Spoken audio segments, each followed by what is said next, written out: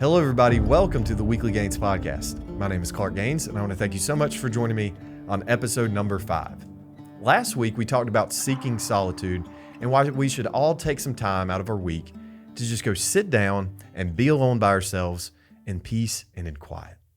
Hopefully, you had a chance to do that this past week, but if you didn't, that's okay. Try it this week because I'm telling you, it is 100% worth it. I found some solitude up in Clayton, Georgia. Shout out to all my Northeast Georgia people. There's a trout stream up in Clayton. It's about 3 to 4 miles long. It's on the Tallulah River, and it is beautiful, out in the middle of nowhere. I took my scheduler and a journal and a pen and a lawn chair. That was it. Went up there to the Northeast Georgia mountains, plopped down on that river, on this rock actually, and right in front of me, there was a waterfall. And all I could hear was the rush of the water and just a few tree frogs. And so I sat there for an hour and a half and literally just let my mind wander off to wherever it wanted to go. I did some praying. I did some journaling. It was awesome. It was so refreshing for my soul and for my mind. But as I was doing that, I started thinking about some future plans of mine. Now, if you know me, I am a pretty big planner. I love to plan things. And I think I get that from my dad because he has an itinerary, an agenda for nearly every vacation we go on. And so as I was brought up, I just always assumed there was a plan to everything. And so I feel like I'm pretty good at planning. But here's the problem. Sometimes, and maybe you're like me on this, sometimes when we know we need to do something, we end up planning for it, which sounds good, but we keep planning and we keep planning. We are really good at getting ready to get ready. But the problem is, the more you plan, the more you're delaying taking action. I think planning for me is a way to sort of comfort me. When I'm stressed out and when I'm fearful for the future, I just plan stuff. That way it just stays in my head. It's not an actual reality. It stays in my head. That's safe to me. But there's danger in that because once again, you keep putting off taking action. And here's what's even more dangerous. It's deceiving because it feels like you're being busy. It feels like you're being productive, like you're making progress. So you think you're doing the right thing, but in reality, you and I, we just need to take action. It's similar to a pilot, if you've ever flown before, which I'm sure most of you have. It's similar to a pilot circling the runway a few times before taking off. Sometimes that's what it feels like in my life, and that's dangerous. So today we're talking about why we as people should stop overthinking, stop planning so much, and just take action. So I have a couple of personal examples that sort of illustrate my point here. And the first is a DIY project that I started back in April. Now, if you know me, I'm not a DIY project kind of guy. I'm not a handyman by any means. But for some reason, back in January when my son was born, I don't know, it just instinctually happened where I wanted to start doing these DIY projects. I don't know. Maybe there's something to that. I don't know. Somebody needs to study that, do some research on it. Because when I became a dad, I really became interested in Home Depot and DIY. So once again, somebody needs to look into that. Anyway, I would walk into my kitchen though for a year and a half looking at this kitchen table and chairs that were passed down from my grandmother. Now, the finish was getting really bad. It was a yellow rubber wood. The finish looked horrible. It was just in rough shape. There were parts of it that were baked by the sun, right? So it just needed a fresh start. And I overthought this for months. I just sat there and I never took any action. I was thinking to myself, well, I don't even know how to do this. I don't even know where to begin. What's the process of sanding it down and staining it? I don't know how to stain. What stain do I get? What stain color should I get? Right? And so all these questions just kept swirling in my mind. I did YouTube videos. I researched. I watched all sorts of different DIY things. And yet I never took action. But finally one weekend, I don't know, something just kind of clicked in me. And I said, I'm just going to go to Home Depot. I'm just going to make it happen. I'm going to take a step and make this happen. So all that to say, I went to Home Depot, I got an orbital sander, and you know what? I just started it. I didn't exactly know what I was doing. I was just kind of going by the seat of my pants, and you know what? It actually looks pretty good. I'm proud of myself, and I make sure that my wife also compliments me from time to time about how good of a job that was. But it turned out awesome, and it only took me a few days. And I just kept thinking to myself, like, why didn't I do this sooner? Because one thing that's really important to me, and I'm sure many of you can echo this, I want to eat with my family. I don't want to be surrounded by a TV all the time while we're eating. I want to like sit at a table. And so that was really the purpose and the meaning behind starting this project. So even if I had messed up, at the end of the day, it's just furniture, but I've learned something now. I have a new skill because I just took a step. So that's important. So that's example number one. And example number two, some of you may know my other podcast, Row 60. It's with my partner in crime, Adam Thornton. He's also my cousin.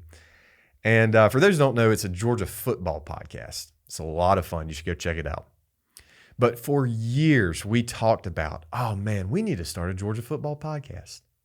We'd have people come up to us and say, hey, you guys should start a Georgia football podcast. But we never actually did it. We just kept talking about it and talking about it. And years later, 2021 to be exact, we decided now is the time. We started Row 60 on August 4th, 2021. And it was honestly horrible. The first episode was just terrible. But we got started, and that's what matters. After that, it's kind of taken off. We've gotten a pretty good following all across the state of Georgia. We have people in other states listening. Some of you actually listen to Row 60, and so it's been a blessing. It's a huge blessing because we get to meet people. We get to shake people's hands when we're at the games and hug people. We've made lifelong friends from this podcast, and it's something that we genuinely enjoy doing, Adam and I. This podcast is awesome, and it would have never started had we just kept talking about it. We took a step, and that first step was actually not even recording the podcast, it was making a logo. And then from there, we got excited about it, and one thing led to another. But it all starts with a step, taking one step at a time. And it's nowhere near perfect, but it doesn't matter. The reps are what matters here. So what's my point here? Most of us spend so much of our lives, including myself, getting ready to get ready. We think, oh, I'm just trying to be responsible. Oh, I'm just trying to make sure all the stars align before this thing happens. But what we're really doing is just hiding from action. We don't want any part of action. Because as long as you're prepping, you don't actually run any risk of starting. You're not going to get hurt. You're not going to fail if you don't get started. But you'll never know what it's like to win. There's a quote that I have on my wall over here. I'm pointing to it right now. It's the man in the arena, Theodore Roosevelt. And I'm not going to read the whole thing, but he's essentially saying the credit belongs to the man or the woman who actually takes a step in action, who's actually in the arena fighting. He says there are cold and timid souls out there who don't take action. They're the ones criticizing others who take action. He says those people will never know what it feels like to win. We need to stop spending so much time tweaking plans and changing directions and telling ourselves it's not quite time yet. Meanwhile, life is passing us by. It's kind of like when you're a kid and you're scared to jump in the pool because it's too cold, right? So you hang your toes off the edge. You may even dip your toes in the pool just to feel how cold it actually is. But when you do take that leap and you do jump in, you realize it's not that bad. And you actually end up enjoying the swim. Marcus Aurelius has a beautiful quote about this. He said, "You could be good today, but instead you choose tomorrow." Isn't that us? Don't we choose tomorrow all the time? Tomorrow I'll start eating better. Tomorrow I'll go to the gym.